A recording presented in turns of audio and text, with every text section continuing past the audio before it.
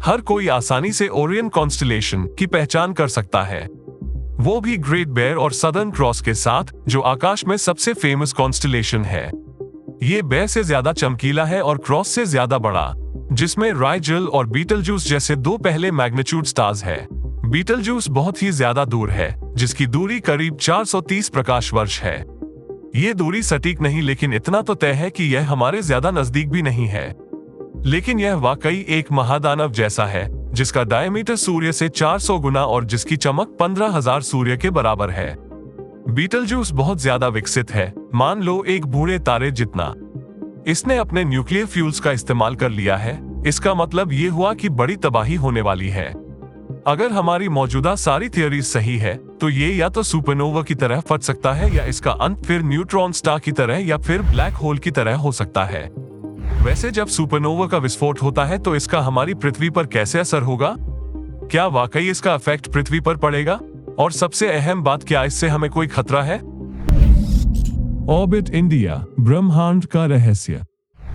2000 के दशक के मध्य में लॉरेंस बर्कली नेशनल लैबोरेटरी के वैज्ञानिकों ने बताया कि 41,000 साल पहले पृथ्वी से 250 प्रकाश वर्ष की दूरी पर एक सुपरनोवा एक्सप्लोजन मैमथ के अंत का कारण बन सकता था।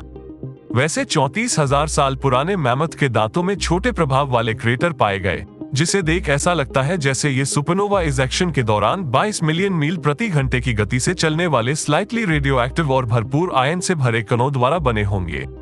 इसी के साथ नॉर्थ अमेरिका में 13,000 साल पुराने आर्कियोलॉजिकल साइट्स पर इसके काफी बड़े असर होने के सबूत मिले। तो इसका मतलब ये हो सकता है कि सुपरनोवा एक्सप्लोजन से निकला मलबा मैमथ और बाकी बड़े स्तनधारियों के गायब होने का कारण हो सकता है। इसमें कोई शक नहीं कि हमसे दसियों प्रकाश वर्ष के अंदर अगर कोई सुपरनोवा विस्फोट होता है तो इसके परिणाम हमारे हित में नहीं होंगे। असल में एक मेजर सुपरनोवा एक पूरी गैलेक्सी के रूप में चमकदार हो सकता है, और अगर अल्फा सेंटोरी जैसे हमारे नजदीकी पड़ोसियों में से एक ने इस तरह से बर्ताव करना तय कर लिया तो हम यकीनन इसे अनदेखा नहीं कर पाएंगे। ये चांद की तरह चमकीला होगा, लेकिन इससे कोई फर्क नहीं पड़ता। लेकिन अगर यह हमें हर तरह के रेडिएशन से नहला दे तो हाँ, इससे हमें काफी बड़ा फर्क पड़ सकता है। वैसे देखा जाए तो 17वीं शताब्दी के बाद से हमारी गैलेक्सी में कोई सुपरनोवा नहीं हुआ है, लेकिन साल 1987 में मैगेलन के बड़े बादल में एक विस्फोट हुआ था, और इसका असर आसानी से 1,69,000 प्रकाश वर्ष की दूरी से भी लगाया जा सकता था। तो क्या बीटलजूस के मंद होने का यह मतलब है कि यह फटने वाला है? यह इसलिए चिंता की बात है क्योंकि यह हमारे ग्रह के इतना करीब है कि जब यह फटकर सुपरनोवा में बदलेगा तब यह इतना चमकीला हो जाएगा कि इसे हफ्तों तक आसानी से दिन के उजाले में देखा जा सकता है। हालांकि हम यह नहीं जानते कि यह खतरनाक है या नहीं। वैसे वैज्ञानिकों ने कोई तारा सुपरनोवा कब बनता है ये पता लगाने का एक तरीका पहले ही खोज लिया है। ये क्रांतिकारी नई खोज इन विशाल ब्रह्मांडीय विस्फोटों में से एक के होने से पहले इनिशियल वार्निंग सिस्टम विकसित करने में मदद कर सकती है। अध्ययन में सिम्युलेटेड डेटा से पता चला कि सुपरनोवा बनने से पहले के साल में लाल महादानव सितारे कैसे दिखेंगे। सुपरनोवा में बदलने से पहले ऐसे तारे आकार में फूलने के साथ मंद और धुंधले हो जाते हैं। सिमुलेशन से पता चला कि इस विस्फोट से पहले तारे के चारों ओर परिस्थिति के मुताबिक धूल का घेरा बनता है, जो तारे की मौत से पहले के कुछ महीनों में विजिबल लाइट में उसे 100 गुना ज्यादा धुंधला बनाता है। ये तारे के चारों ओर मटेरियल के अचानक जमा होने की वजह से हो सकता है, जो इसकी रोशनी में बाधा डालता है। हालांकि वैज्ञानिक नहीं जान पाए कि यह होता कैसे है। इस जानकारी के साथ एस्ट्रोनॉमर्स तारे के वातावरण की फिजिकल कंडीशंस की स्टडी के लिए टारगेट पर दूसरा टेलीस्कोप पॉइंट कर सकते हैं, क्योंकि यह अपने ही विनाश की उल्टी गिनती गिनने की तैयारी जो करता है। 2020 में बीटलजूस ने अचानक अपना ऊपरी भाग उड़ाकर अपनी सतह के द्रव्यमान के एक बड़े हिस्से को बाहर निकाल दिया। दुनिया में किसी ने भी ऐसा कुछ होते नहीं देखा। सौर ज्वाला आम है, इसमें कोई शक नहीं, लेकिन यह विस्फोट कुछ ज्यादा ही ताकतवर था। 2 अक्टूबर 2022 को सूर्य ने एक तेज सौर फ्लेयर उत्सर्जन किया था, जिसकी तस्वीर नासा के सोलर डायनामिक्स ऑब्जर्वेटरी ने खींची। ये चमक X1 फ्लेयर थी, सबसे तेज ज्वालाओं में से एक। जब हम सोलर मैक्सिमम की ओर बढ़ते हैं, तब अगर सौर ज्वालाएं पृथ्वी से टकराती हैं, तब वो अपने सबसे मजबूत और संभावित रूप से विनाशकारी रूप में होती हैं। पिछले साल मार्च 29 की रात बहुत बड़े सोलर फ्लेयर ने हमारे ग्रह पर रेडियो कम्युनिकेशंस को पूरी तरह से ठप कर दिया। जैसा कि हम पहले ही सोलर फ्लेयर्स के बारे में आपको समझा चुके हैं, ये सूर्य की सतह से होने वाले बड़े एक्सप्लोजन्स हैं जो भारी पैमाने पर इलेक्ट्रोमैग्नेटिक रेडिएशन का विस्फोट करते हैं। ये सोलर फ्लेयर्स बहुत ही ज्यादा ताकतवर होते हैं, जिनको X1.2 फ्लेयर के रूप में क्लासिफाई किया गया है। सबसे powerful X class solar flares पृथ्वी में घुसे और एटमॉस्फेयर के टॉप लेयर को आयनाइज्ड कर दिया।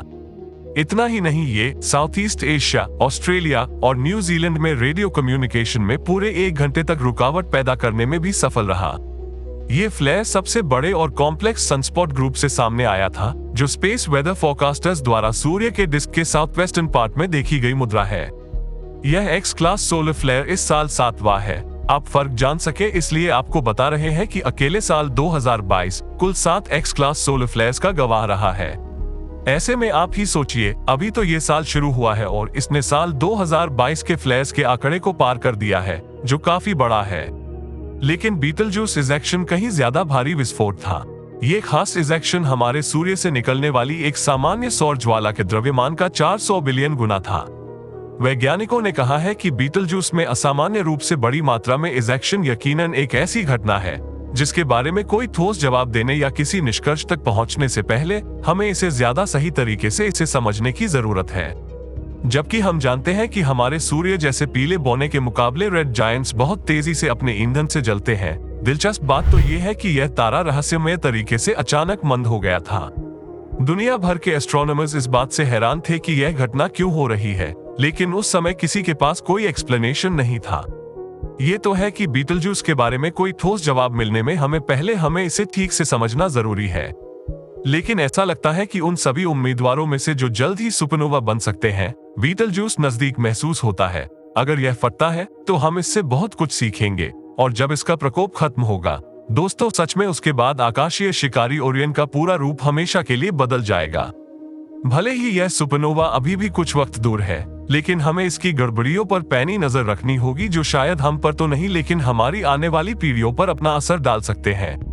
आपको क्या लगता है? इस खबर पर क्या है आपकी राय? कमेंट कर हमें जरूर बताएं। ब्रह्मांड के बारे में और भी अनोखी खबरें जानने के लिए सब्सक्राइब करें ऑर्बिट इंडिया।